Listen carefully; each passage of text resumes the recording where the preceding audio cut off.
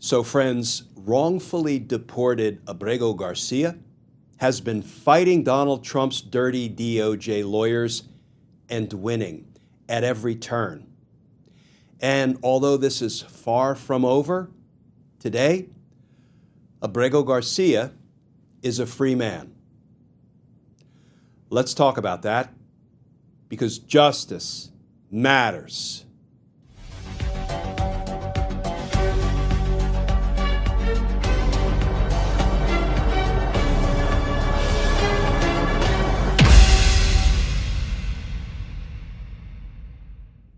Hey all, Glenn Kirshner here.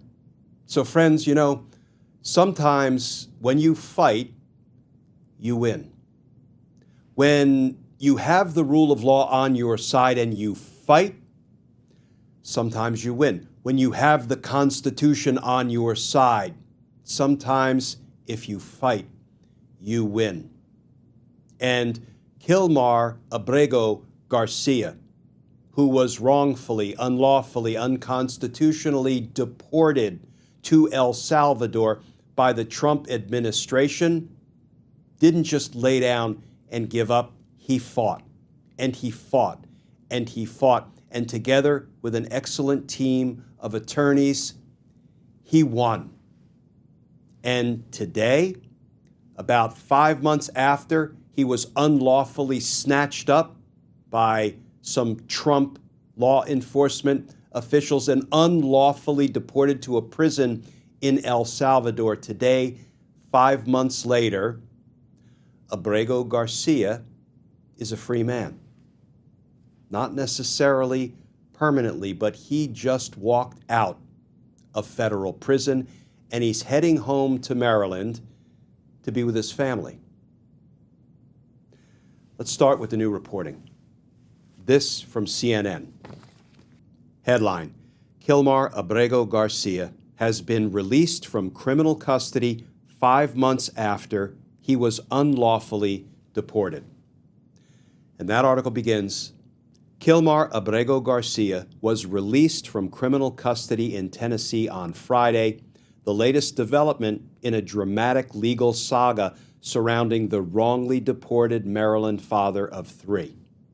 This marks the first time he has not been imprisoned since the Trump administration deported him to a notorious mega prison in El Salvador in March and later brought him back to the U.S. to face human smuggling charges.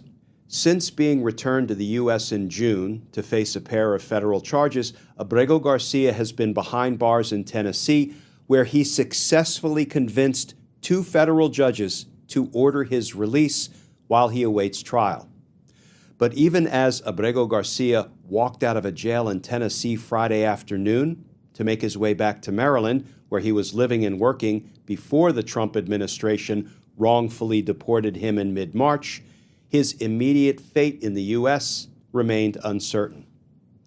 Administration officials have wavered this summer on whether they would deport him before his criminal trial is scheduled to begin in January.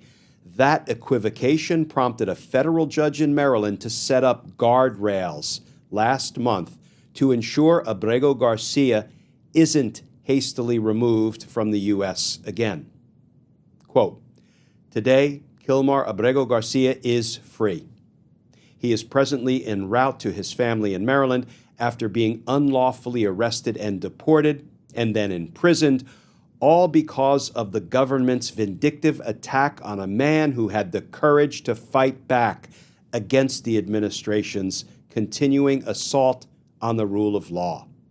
Sean Hecker, one of Abrego Garcia's attorneys, said in a statement, quote, he is grateful that his access to American courts has provided meaningful due process. The same day Judge Crenshaw issued his ruling releasing Abrego Garcia, the federal judge in Maryland, who ordered the Trump administration to facilitate Abrego Garcia's return from a mega prison in El Salvador, issued her own ruling that sets up guardrails intended to prevent officials from deporting him again with little regard for his due process rights. Under the order issued last month by U.S. District Judge Paula Sines, officials are barred from immediately taking Abrego Garcia into U.S. Immigration and Customs Enforcement custody. They must also restore him to the legal position he was in prior to his deportation earlier this year. You know, friends, sometimes when you fight for what's right, you win. When you fight for what's lawful and constitutional and just, sometimes you win. And today was a win not only for Abrego Garcia, but it was a win for the rule of law. It was a win for the Constitution. It was a win for the American people. Now, surely Abrego Garcia should not have had to contend with being unlawfully arrested by the Trump administration, being unlawfully deported by the Trump administration, and he certainly should not have had to suffer the torture that he suffered in that prison in El Salvador at the hands of the Trump administration. But today, he prevailed, and the rule of law prevailed, and the Constitution prevailed, and I would argue that we, the people, prevailed. And the reason Abrego Garcia prevailed is because still, in our United States of America, justice matters. Friends, as always, please stay safe. Please stay tuned. And I look forward to talking with you all again tomorrow.